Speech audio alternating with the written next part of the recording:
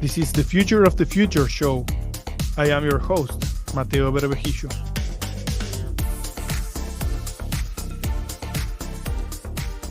If you follow me, you know there is a phrase I like to say over and over. Relationships matter.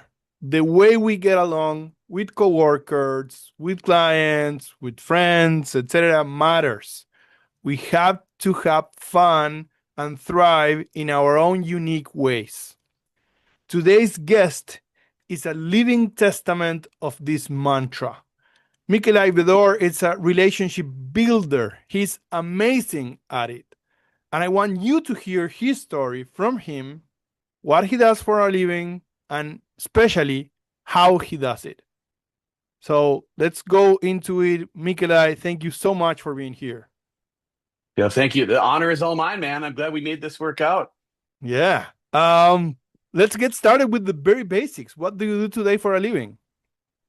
So I lead sales and growth over at Frontend Masters. Frontend Masters is one of the premier learning and development platforms for software engineers of all levels, from the ground up to distinguished engineers are a part of our platform. I think we've got 60,000, 500,000 on the newsletter. So I don't know the numbers in particular, but it's a global brand. We've got a lot of different folks, including Exceed, which we're honored to have you part of the platform. So yeah, Apple, Netflix, Google, Anthropic, GitHub, you name it. Those lead engineers have walked through our doors to our studio to record live workshops in front of a live audience of senior developers, studs like yourself, leaders. And then we've got about 500 to 1,000 that pop online for these workshops. And our production team will capture that live. And then they go to work and they make it a course with layered learning so people can kind of test their skills, what they're absorbing, but also, put it to practice. And at the end of that, they get a certification. So they are officially certified in that language or in that discipline. And yeah, it's been a fun ride so far. I just got here. It'll be 5 months. I don't know when this airs, but it'll be 5 months at the end of December. So I'm still a greenie here. Oh, it's amazing. And we are proud users of Frontend Masters, very happy.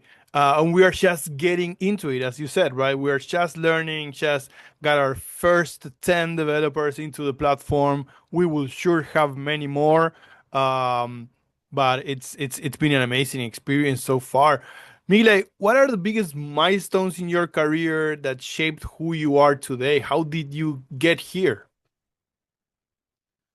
Well, it's a tale of two lives, really. So, well, two and a half if you count. I was an entertainment agent in Manhattan for a couple of years, but anyway, after that was kind of when my career blossomed. I got into software sales, tech sales. So I left the music business behind. It was a great business. It was just too fast, too furious, and I was living in some. Grew up in a town of 1,200, went to college in a town of 40,000, and then they plopped me into Manhattan. It was quite a change. Then we traveled all over and got to represent some really cool comedians and musical artists and so on. But my actual career that we're here to talk about, I believe, is I got into tech sales. I think in 2006, I got into tech sales. So my first gig was with Verizon, and that was my second President's Club, and I got a kind of a taste for overachieving. I have ADHD, so if when I'm interested, nobody can stop me. And when they dangled a free trip in front of me and some cash and an award and beating out my peers, I thought that. So that was the first taste. So corporate America for about 11 years. So I did rounds at Verizon, SAP, Oracle, and IBM. And then in 2015, I'd kind of hit all the milestones that I wanted to as far as a sole contributor. I did not have interest, and I was 30 at that time. So I'd kind of really 30, 31. So I really kind of did what I set out to do. And the next logical spot was management, well, leadership. I didn't know that that's what it meant. I thought it meant pencil pushing and spreadsheets, because that's kind of what I saw a lot Yeah, of our yeah, yeah. leaders doing, not realizing that the best leaders were right beside me. You know what I mean? They were right beside me. I only knew them as a leader, like a player coach. So the other leadership I saw, or management I saw, was more ivory tower, and I had no interest in that. So instead of pursuing what I didn't understand, which would have been true leadership, which I do now, I decided to go off on my own and fulfill a dream or a destiny that was I wanted to be self-employed and I wanted to be my own boss. I wanted to start a company. And so we did that, and that's been up until the last 4.5 months. That's been the last 10 years, where I started multiple companies. But the reason I ended up at front end is because I did a lot of fractional VP of sales, fractional CRO type stuff for a ton of uh, uh, really high growth startups in the Midwest, mainly some in the western part of the country, but mainly in Midwest, a little bit in Denver. And so I had a chance to work with those guys, so built up a reputation. And then when I met these guys at a conference or an event, they were like, "Hey, we've heard of you. We heard you're good. Can you help us?" And at that time, I was just consulting, so I hadn't had a W-2 since IBM. So 10 years, and these guys, we started talking about consulting, and we started talking about their growth and what they're looking to do. And then we just kind of, I hate to say, fell in love with the concept, but we did, of me coming on, full time and really giving this 100% of my time and energy. And it's been a really fun ride so far. So some some work as an agent in entertainment and music, which you put aside, but dude, I have to tell you that sounds very interesting, and we might wanna jump a little into that a little bit later. Um, Absolutely. 10 years corporate America, VP of sales, achieving every milestone that they put in front of you. 10 years doing your own fractional sales thing, right? And then joining Frontend Masters. How does it feel? After those 10 years doing your fractional thing, being your own boss, how does it feel so far going back to being part of our organization? I know this is a special one, right? Yeah, well, it's good. I mean, I should have probably. I didn't want to bore your audience with my backstory. That takes half hour. But the other thing is, in between those consulting things, we started 3 or 4 businesses ourselves. We started a sauna cold plunge business. We started a CBD business. We started. Man, I should remember these. Huh? A couple more. But so in between that, so consulting and then doing my own little businesses in between that, because when you're consulting, you've got milestones to hit. You hit them, and I got really good at hitting my achievements in about 18 months, where we take a company from 5 million to maybe, I don't know, 15, 20, and then we would help them to be I couldn't legally help them be acquired, but like I could introduce them to some different private equity and some different folks that wanted to either acquire them, or some of them just wanted to grow because they already had a round they wanted to accelerate into an A to B, or whatnot. But anyway, these would be long, hard sprints, and then after that, I would want to take a break. And then a lot of the time, I was surrounded with such brilliant inventors and creators and founders that I wanted to do it too. And that didn't always work out. That was We were pretty financially free by the time I was 30, and then you make a couple misses on some tech startups that you want to found yourself or fund yourself and found yourself. A lot of learning, a lot of expensive. I never got my MBA, but I sure as hell paid for it Ugh. over the last 10 years. But we'd have some wins too. We've had a couple acquisition opportunities for some of the things we built. So, it wasn't all doom and gloom. But, the thing that's always carried me is this sales thing and the consulting thing. And when I got a chance to meet front end and they flew me in from Montana, and we got to go there, and I walked around the studio and the office and got to meet the team. And I was like, if I was going to go back and work for someone else, this would be it. And here I am. Very nice. What does a typical day in your life now look like, and what parts of your work energize you the most? Yeah, so it's again, I hate to say the tale of two lives, but so I live in Montana. I live in the Western Rockies of Montana, by Whitefish Glacier National Park. So there's when I'm here, like right now, I'm in my home office. I do have an office in Whitefish during the winter, so that I can take my lunch breaks and get a few, get some vertical feed in over lunch. Power bar and some fresh snow. That's all I need for a lunch. So when I'm here, that's part of the thing. Kids obviously in the morning. We got a lot of stuff. I get to be a part of that when I'm here. Snowboarding is a big part of our life, or mountain biking, or anything active really. So we try and sprinkle that. That's kind of my, they say work hard for this amount of time, take this kind of break. So I'll go play with the dog or the cats when I'm here, or go for a hike or do the things I just told you. When I am there, now these are different weeks, right? So when I'm there, what I'm doing is I'm spending every minute, coffee meetings, lunch meetings, happy hour events after, and then obviously sprinkling in my responsibilities in between, just trying to share the story and evangelize the brand. So it's the days are very similar when I'm here, and they're very similar when I'm there, but they are not the same Right. when Right. I'm not. Do you ever you are super energetic, right? But do you ever like feel like very low in energy and you just wanna like be on your do you have moments where you go like I don't want to talk to anyone, I just wanna be, watching a movie or reading a book?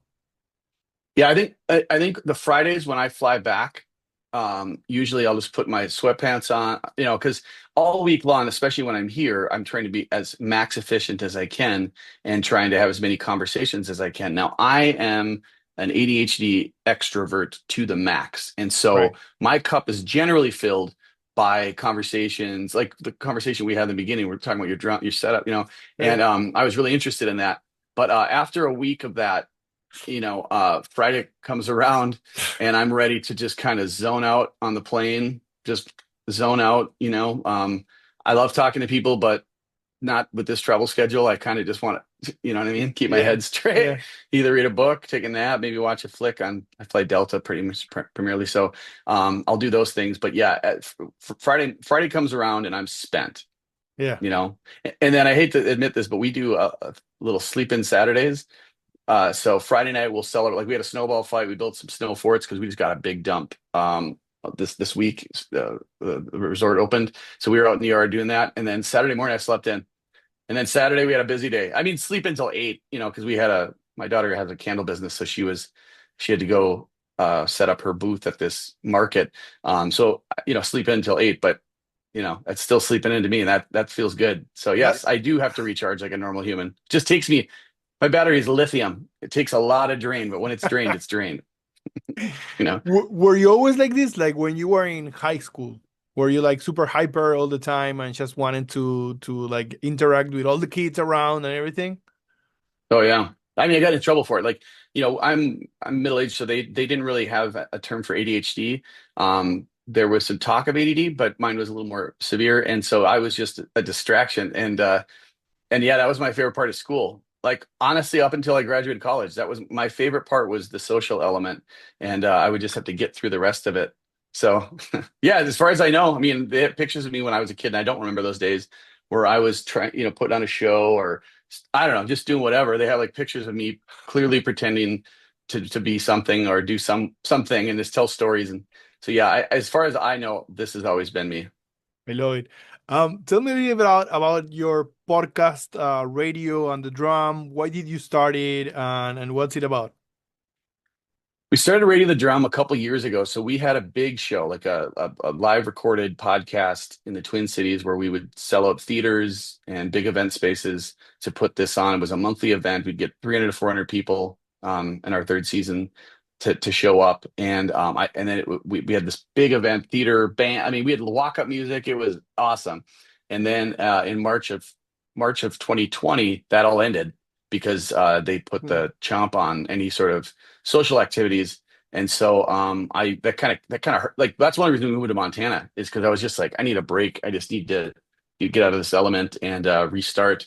And then I started getting the itch again for doing something. Obviously a show of that caliber would be something I'd like to pursue in time.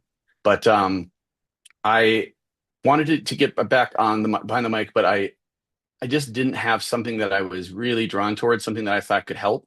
I just didn't want to redo copy and closers just because that really had its day in the sun and it really ended on a high note. And I didn't want to risk that. And I wanted to have different conversations, right? I have sales conversations every day. So I wanted to do something different. And I every now and then post about my ADHD. And I had parents, I had actually my wife's one of her business partners came by and dropped his kid off one morning to see if I could help coach him. And I can't coach ADHD out of you, but we can talk about how to handle it. And I started to have these conversations more and more. And then anytime I post about it on LinkedIn or something, I'd get all of these DMs of people going, "Hey, I struggle with it. I thought I was stupid. I thought I was lazy. And I'm like, no, no, no, no, no. It's just a dopamine deficiency. Here's some things I've tried. And then, and after a while, I had people asking me questions I didn't know the answer to. And so I would reach out to other people I knew that were neurodivergent. And lo and behold, I was like, man, there's enough people having this conversation. Maybe we should have it out loud. And so we started the podcast like a year ago, I think it was. I think it was a year. And it's something that I try to do in between. You know, like I said, it'd be fun to build it to scale like we did with Coffee and Closers. That's not really in the cards right now because I'm focused on my tasks here. But it is a good conversation I love to have. So when we record, which is kind of off and on, they're always amazing conversations. It's a long form, so we just kind of go as long as it makes sense. And then we just ask, questions about how are they coping, how are they managing, how are they leveraging it as a superpower, what are they involved in? And you tend to find very similar patterns. Addiction runs high because of the dopamine deficiency, but Right. also interest and being interested in something. And when there is interest, then purpose, then passion, they all kind of fall together. And then they tell stories of things that I don't think a normal brain could have ever accomplished because they didn't have what can be a superpower. It can be a deficiency. I'm not saying it can't be, but it can absolutely be a superpower. And that's the whole gist of the podcast, is to feature people who have achieved success despite having neurodivergency. Can you educate me and the audience a little bit on, because we're talking about it, right? But I just want to define it. Like, what does it mean to have HD? And I mean, how does it like show up during your day? Oh, okay. Well, it shows up first thing in the morning. So it, the podcast is called Radio on the Drum because most of us that have this, there's this constant static, like this constant static of distraction in our heads. Yeah. And it starts the second we get, actually, it starts before we get up. A lot of times and I'm getting better at this, but a lot of times I'll wake up in the middle of the night and I just can't get back to bed. And Right. sometimes it's stressors, things that I have to accomplish. A lot of times it's not at all. A lot of times it's a song that I have because I still write music. A lot of it's a song in my head, or I do comedy now, so I got a comedy bit, and I can't go to bed until I achieve that. And so I have a little notepad by my bed that I just have to write out ideas or whatever's on my mind, put it, and then go back to bed. That's helped a lot. But that's what it's like. So it's this constant distraction, and then your body doesn't produce as much dopamine as probably yours or other people listening. So you don't have to fight with that constant feeling of like tired. It just gets exhausted because dopamine is that's the thing that gets us energetic, gets us motivated, gets us Right. driven, gets Right. us working. We have a deficiency in that we don't produce as much. And so making sure that you can find different avenues of how to regulate that. But we've had autistic people, people on the spectrum. A lot of people in tech are on the spectrum. We've talked to high anxiety people, and to be honest, like these are people that you would never in a million years think have any of these types of things. So we want to do one, feature these people because a lot of people we've had are wildly successful. Like one was a famous artist. One Yeah. was he's ranked third in jujitsu in the world in his class. We've had this incredible VC. I'm trying to think. We had this big media guru, like a social influencer person on. So we've had kind of a breadth, and then we've had founders and stuff too. But all Okay. these people have two things in common. They have success, they've achieved success, and they have to deal with this draw on your brain every single day. So instead of because out of ignorance, when I think about this, I might think about you get easily distracted by whatever, but it also does sound like when you find something that you are passionate about, you get hyper focused on it.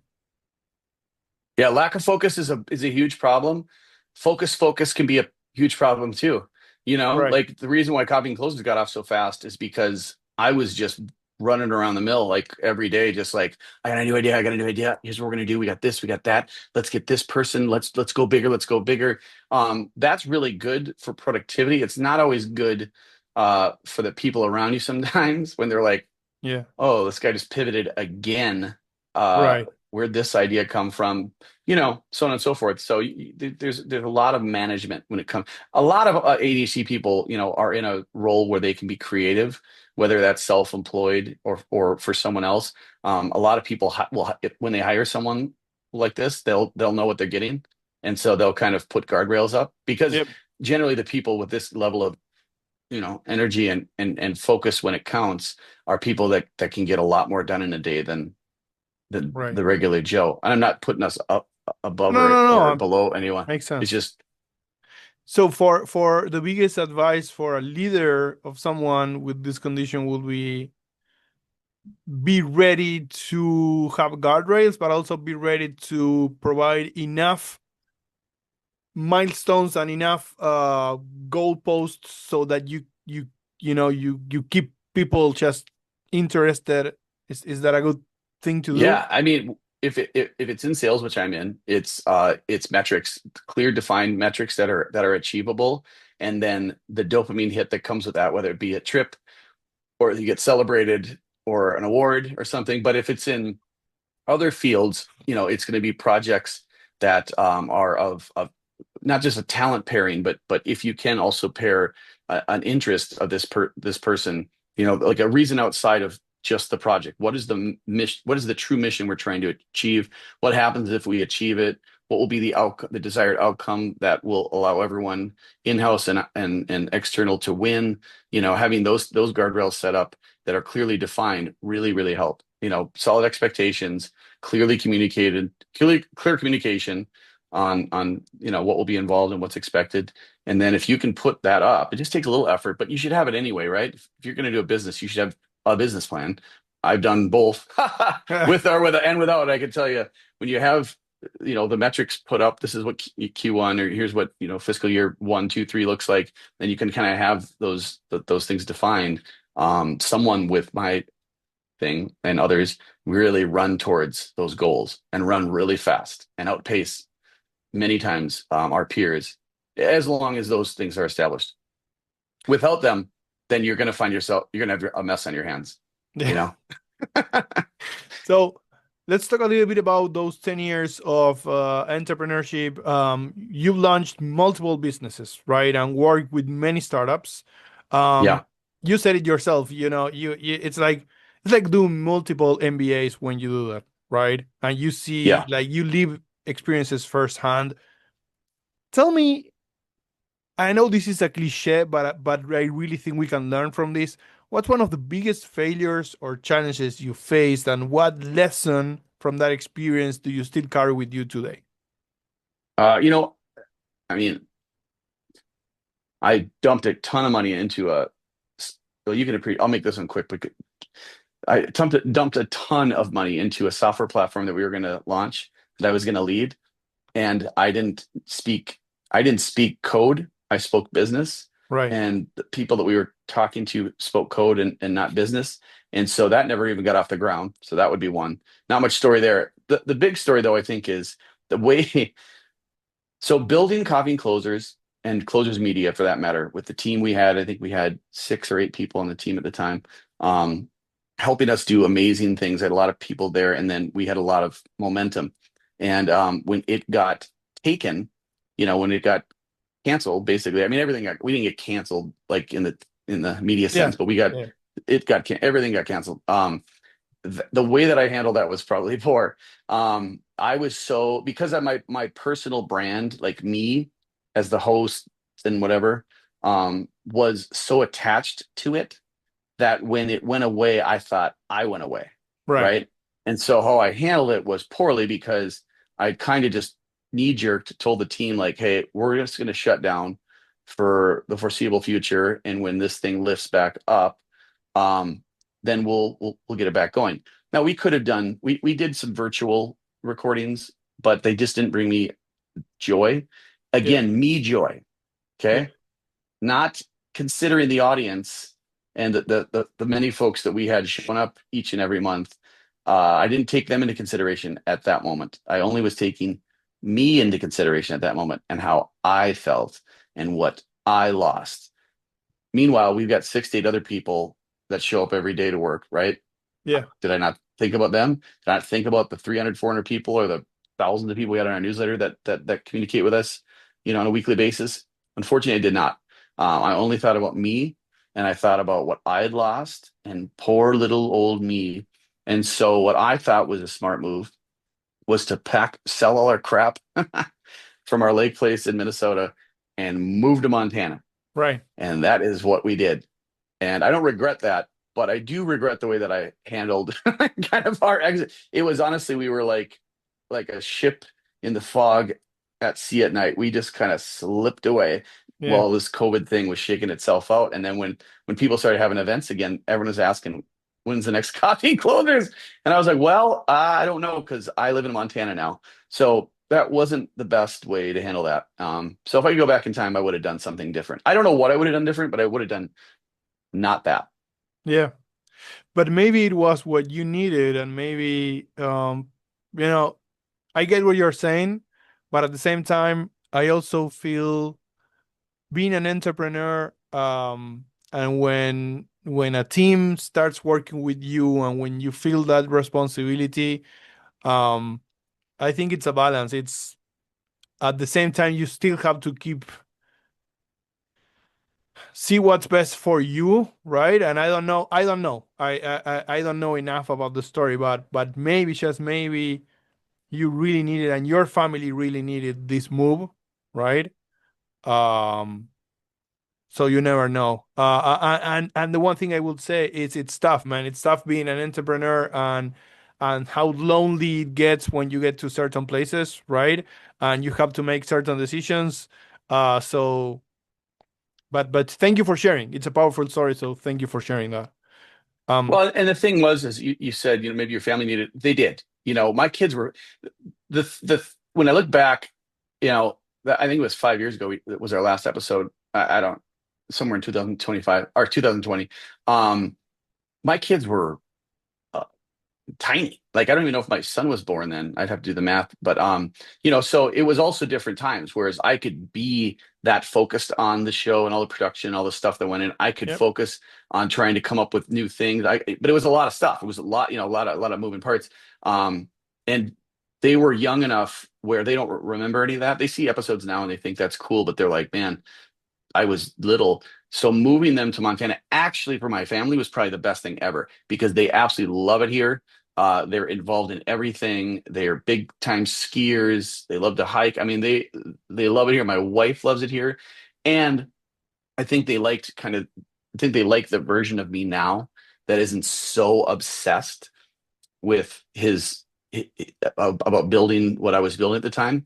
The nice thing about having a team and being good at what you're doing and being a part of a fantastic offering and platform with great leadership is you can shut off. right. When you're the guy, Yep. this, when you're the person, it all falls on you. And so not having to feel that is definitely uh probably what I needed and didn't know I needed at the time. But right now it's a good life, very balanced, very father forward. And then I get, my stuff done here and we all get to win because of that. So it's a good spot to be in. But you asked about failure, and that was definitely the ringer for me. I appreciate you sharing that again. Let's talk a little bit about go back to sales. Many people think about sales and then think, oh, pushy, transactional. What do you think? What's sales for you? Sales is something that without a business doesn't survive. Like we can call it sales or we can call it revenue, right? We can call it revenue. So no one gets grossed out when someone gives them money for something that they created. Nope, that's not gross at all, right? And in turn, if I want something and you have it and you make it easy for me to say yes, removing the roadblocks, saying, giving you the opportunity to say yes when you're comfortable to say yes for a price point or a buyer experience that is not only meets your expectations but exceeds them, that's not gross. Mm, Fair. What is gross is when you feel like somebody is trying to push you into a decision that you aren't ready to make, don't want, well, you're not ready to make, whether you don't want to make it ever or you don't want to make it right now. Well, that's gross. And that's where I think the reputation for salespeople stems from. But if done right, our job is to educate. Our job is to connect, right? To provide value right out of the gates, not asking for anything, to build relationships, based upon mutual interests, based upon personally and professionally, I believe. I mean, some people get weirded out when it's too personal right out the gates, but if you have a shared connection, Lauren is how we met, right? Yeah. That's not gross. If we like music, we like to be active, surfing, snowboarding, stuff like that.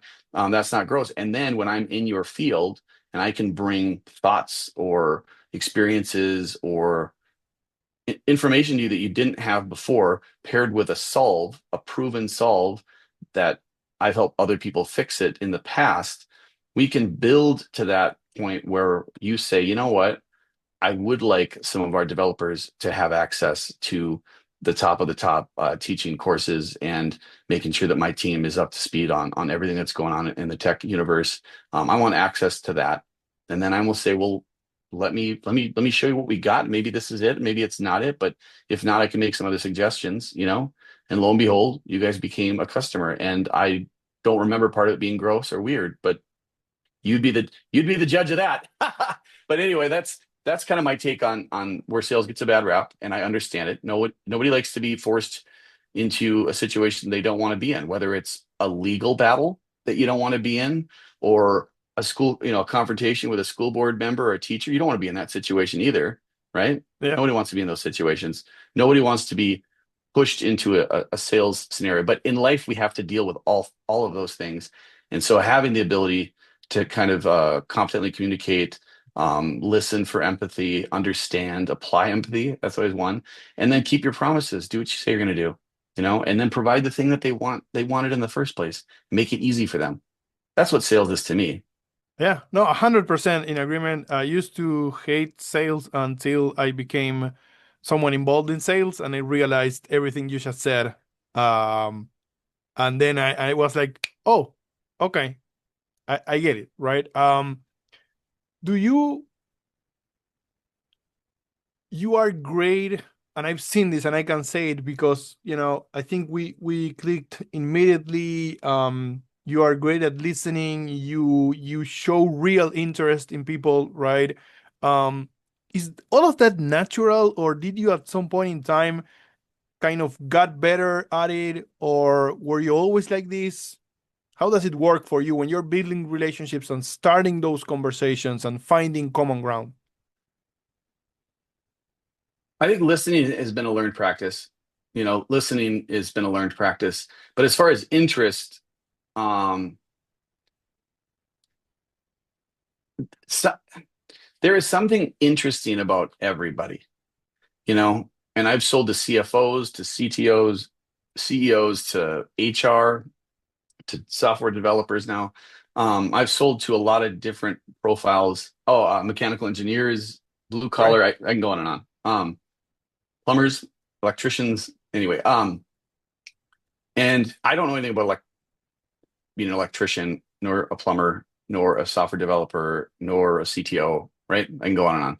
But I do know that people have stories and people have things that are interesting to them, outside of their craft. And a lot of times, if I can, if there's a reason for you to spend time with me, right? Within the context of I'm a director of sales for a learning and development platform. Yep. I mean, I'm not hiding that. Yep. I'm not asking a date on a date here. I'm saying this is what I do. This is what you do. Those things pair, but we have to pair. And so I am interested in finding. I had a handful of meetings last week, and we ended up talking about. One was into like not drag race and not drifting, but like you take your Audi or whatever out to a racetrack and you put it to the test. I don't remember what that's called. Right. Another person just loved movies. Well, I like movies and I watch a lot of movies now because I travel all the time. So we had a lot of that, up and coming new releases. Music is a big one. Comedy's been a big bridge, but there's always something that is of interest that we can speak to. And I've lived a lot of lives all over the country, been not all over the world, but in a lot of places around the world. And so a lot of times I can find some common ground that we can just have a conversation around. And that tends to be, like us, it tends to be over half of the conversation usually Yeah. because we're just sharing interest. and then we can get to the stuff that matters once there's some sort of common bond built. But I've always been interested in things, especially things that I don't understand, which is probably how I got into this whole world of 20 years in technology, is because I'm not naturally gifted in technology. I've never coded anything in my life. A lot of it blows my mind, but I think that reflects in my interest where I'm like, well, like when we had the Claude people or the Anthropic people come in, I was like, well, I thought I knew how to use this tool, but I guess I don't. That was interesting. Like Scott Moss from Netflix was just in, and he did how to build AI agents from the ground up. That was fascinating to me. I mean, you got me at the name Netflix, first of all, but second of all, that was fascinating. And so, I think I don't know if you can train interest. I mean, you can pretend, I suppose, but for me, I was always naturally interested. But listening and asking the right questions in a business sense, and those types of techniques, I definitely was trained on those earlier on in my career at some of the big companies that invested in L&D, like you guys invest in L&D there, or at Oracle and IBM. They invested a lot of money in learning and development, and proofs in the pudding. You can see their stock versus others. Yeah. The companies that invest in learning and development for their team tend to win. Yeah. Yeah. Very true. Very true. You mentioned stand-up comedy. Let's go there. Tell me about that. When did you pick it up and why? Well, I used to play music. Like I started playing music when I was 14 in bands, when I started writing songs when I was 15. So I was in all these bands and I was on stage and I loved it. I loved to entertain. I loved the crowd. I loved that feeling. And we had coffee and closers, it was different, but it was similar. I loved the crowd. I loved the thing.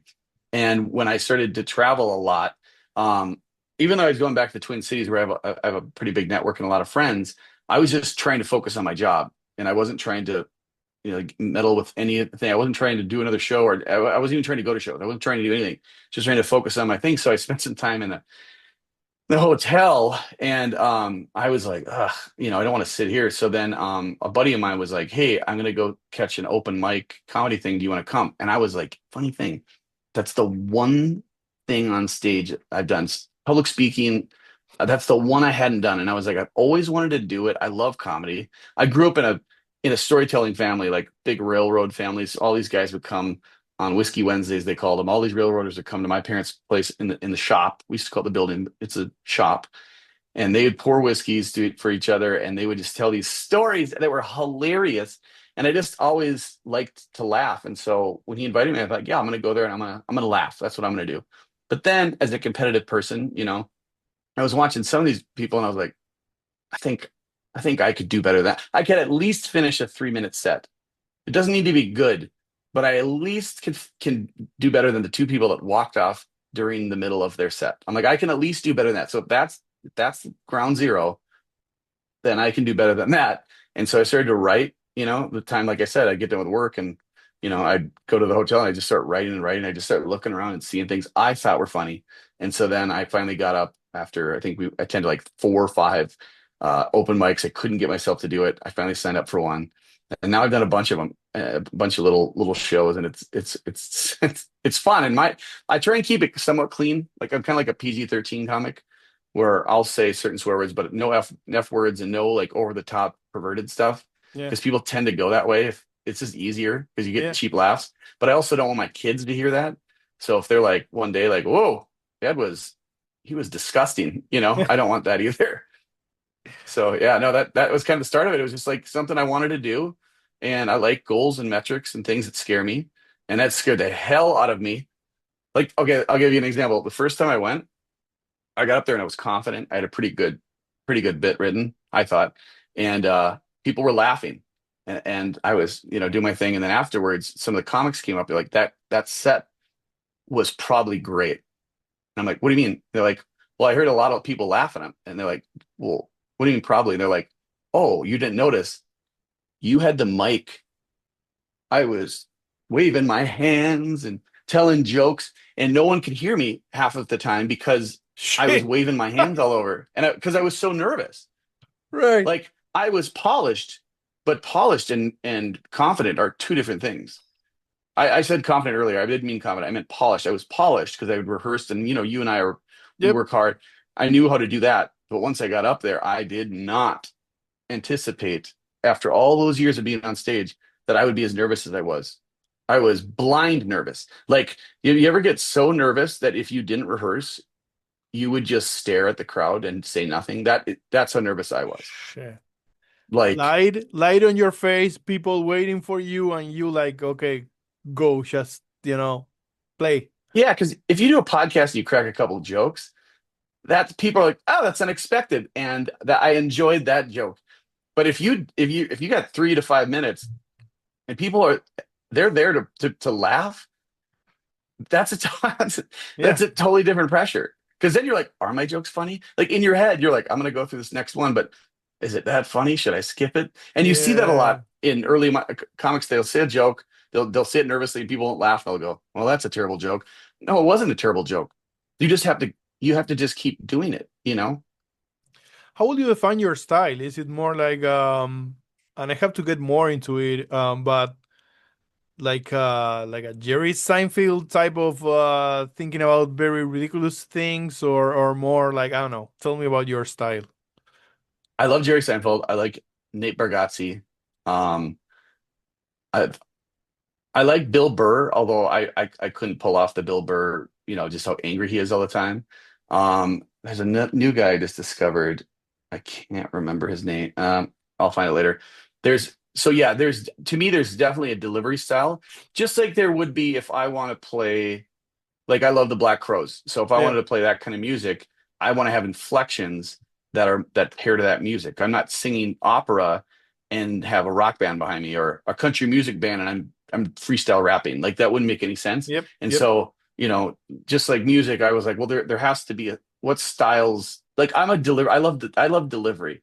I love storytelling with a point, like with a tag, something that's going to draw you, like that's the joke buried in a quick story, but then the delivery of getting people to kind of lean in. I like to command an audience, I think. And so my delivery style would reflect that, where it's more of getting people to like lean in and buy in and then delivering the And joke then making them fine laugh. and then make the actual punch. That's it doesn't always they don't always land because you gotta the other thing I've learned is every room is different. And if you're in St. Paul, which is in the Twin Cities, very few people probably know where that is, but St. Paul, Minneapolis, or if I'm in Montana, or I did a set out in North Dakota at a hunting lodge, like I'm doing another one in Brainerd coming up, like those are completely different audiences. So that's where I think the hardest part is finding the punchline and then crafting the story around it. Usually my punchlines, usually it's the story because I have a lot of stories, but I have to find something that connects with everyone. So Mm. I have bits on airport travel and stuff, just stuff that everyone can relate, or Costco, or just different things that people, like I've got kids, so sometimes I'll crack jokes about marriage, but just different things that most people can relate to. I found otherwise I was trying to be too specific to that audience, and then you take that joke somewhere else, and people are like, Mm. I don't, I don't find that as funny because why would they? You know? Yeah. And so if I want to go watch something, can I find something, or the audience, can we find something, YouTube or anywhere? Not yet, because I'm only doing stand or open mic. Well, I guess I should have recorded that one in North Dakota, but I'm going to start doing more.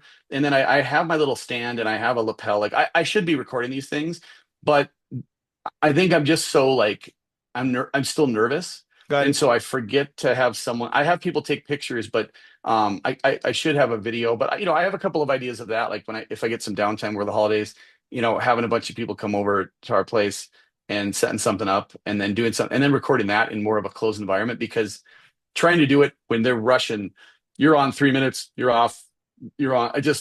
Yeah, I yeah, haven't found the rhythm to do that. I know that's what comics do all the time. I mean, anyone that I follow on Instagram, I know that it's a buddy of theirs just filming them. I know yeah, that, right? Or yeah, they have a stand set up because you can see the positioning doesn't make sense. yeah. You got one person in a bad angle on Jeff Dye or someone or whoever, and you're like, okay. Or is it Shane Gillis has multiple cameras? I mean, I don't have multiple cameras. I maybe have one camera if I'm lucky, if the person's willing to hold it, or I could put it on a table. But no, I haven't done that yet. So I get asked that, and that's the reason. It's partly because I just haven't figured out how to set it up on the fly that fast. The other one is because I don't know if I'm ready for some of this material to get out because it's just not it, it it's not where I want it to be, but that's totally pales in comparison. Because I would record them anyway so I could see what went well and what Yeah. didn't. Because when you're up there, I'm blackout, man. I'm blackout nervous. Like I'm just like I got the jokes ready, I got the little shtick ready, but I've rehearsed it 100 times. So when I black out, I can just like when I used to play music, we play sometimes we played these big festivals. I would literally like black out, but I knew the songs inside and out, so no one Well, else knew. No one knew, but I did, you know. yeah. Do you see people faces and like their expressions, or do you have such a light on you that you're like, oh, there's like a blur? It's hard to see. It's hard to see, which I think makes its own, kind of thing. But I don't know why they do that. I don't know if they do it for the crowd or they do it for us to be like, don't worry about it. We're just gonna blind you so you can't see anyone. But a lot of the people that will come, I always have them sit over here. So that is out of the light because the light's here. There's people, Yeah, there's people here, I frequent this one comedy club quite a bit, and so I know the layout, and so I can look over there, and I know they're laughing, and if they're right. laughing, then that's all I care about. As long as the people that show up to see me are laughing and having a good time, because I can't see the rest of them anyway. Like I Yeah, sure hope they're enjoying it, but I don't know because I can't see them. yeah. Okay. Um, and have you made a lot of friends in the process, like meeting people, and does it make you feel like you're already a local, but does it localize the whole experience for you? Well, I end up a lot of the new friends I've made. Are you talking about doing stand up or just in general? In stand up, yeah, doing stand up, making friends, and feeling more like local wherever you are. Yeah, I get to. We'll see. It's been a couple weeks. I've been, my travel schedule's been a little wonky, but I try and do it every time I'm in town. And I missed the last one because they had it was a special. It was like it wasn't an open mic. So I missed that one. So, but the last one I did, I was kind of rubbing elbows with all the comics. That was really, that was really fun to me. You know what I mean? Like I always wanted to, when I got into music, I wanted to kind of go and open up for our, bands that I really appreciated and looked up to. And so it's been fun now to be invited into the comedian circle a little bit. Be kind of this comedian circle and be considered a peer and share thoughts on jokes or just have a laugh. I mean, there's a couple of them. We just go there, and as soon as we're off stage, we're disrupting the other comics because we're laughing so hard at stuff that we're just talking about. Um, Last question to you, Mikelai. What drives you, or when you think about next year, what's next for you? I know, again, this is a sort of a cliche question at this time of the year, and sometimes can be annoying, but what's next for you? What drives you? Well, what drives me, so what having trying to live, and it is very hard to do. So that's why I'm continually driven to pursue it, is to try and have a perfect balance of where I'm winning at home and I'm winning at work. Hmm. You know what I mean? Where everyone on the team is excited about what's being accomplished, and everyone at home is excited when daddy comes home or attends an event or is present or is has time to go throw snowballs. Or I took the kids, just me and them, on sledding on Saturday. Now I know that's a Saturday, but like just having those moments Yeah. where I get to invite them to one of my lunch snowboard sessions, because we can, and having that at home, and having things taken care of, having your house in order, literally, and then accomplishing the same in tandem at work, has been a new opportunity because I didn't really have that when I was self-employed. It was really hard for me to have balance. I just didn't have much of it. You know what I mean? Yeah. And generally, the home front took the brunt of that. So more responsibility fell on my wife, who stays at home with the kids now. So I just thought, oh, she has more time. No, she doesn't. When I take the kids any day of the week, I'm like, damn, like she's got a way harder job than I Yeah. do, and it gives you that appreciation. Plus, it's really important. that I get this time with them until they, because someday they're going to move on. So that's really important to me. And then my job now supports that. Before it was my job supports my job and my ego and everything else. And then whatever's left, I bring home to them. And that has been a huge shift in my mental, like, kind of drive is no, no, because, jobs will come and go, but your family's only here and they're only here for a little bit until they go on their own. And then that's that. And you just try to do the best job you can. So I'm really glad that I caught that at an early age because my kids are pretty young still. And so that's kind of what my focus will be next year for sure. I finally found it this year, but I only found it like 6 months ago, or like right Yeah. before I started this. So this whole balance vision has not been the case for many, well, for 10 years straight. And now over the last, 5 months or whatever, six, give or take, I've been able to kind of put those metrics, if you will, in place of when I shut off, when I shut on for them, and then vice versa. And then it's making time for fun, making time for snowball fights, making time for uh, playing pranks, making time for whatever, those kind of things that they remember. Because at the end of the day, we do prayer nights or prayer time at night, and they'll repeat what happened that day. Yeah. And it's one of my metrics, one of my goals is to be mentioned a couple of times in the Yeah. highlight reel of their day, Yeah. you know? Yeah. So that's what I'm chasing in 2026 is pure balance. I've gotten really close in 2025, but because if I'm kicking ass at work and everyone's happy there, and I'm not kicking ass at home, then who cares? You know what I mean? Beautiful. And you just gave me the snippet for the episode, and you just gave me the title for the episode. Winning at home, winning at work, keeping the balance. I gotta think a little bit about it, but it's almost there. Miguel, I couldn't agree more. And once again, 100% in agreement, and I think I share a lot of your values. That's why I enjoyed this conversation so much, and I look forward to the next time. And hopefully, you can teach me some snowboarding skills up there in Montana, or whatever we meet next. Thank you for being here. Thank you for sharing so much about your life, your experiences. I appreciate it, and I know the audience appreciates it as well.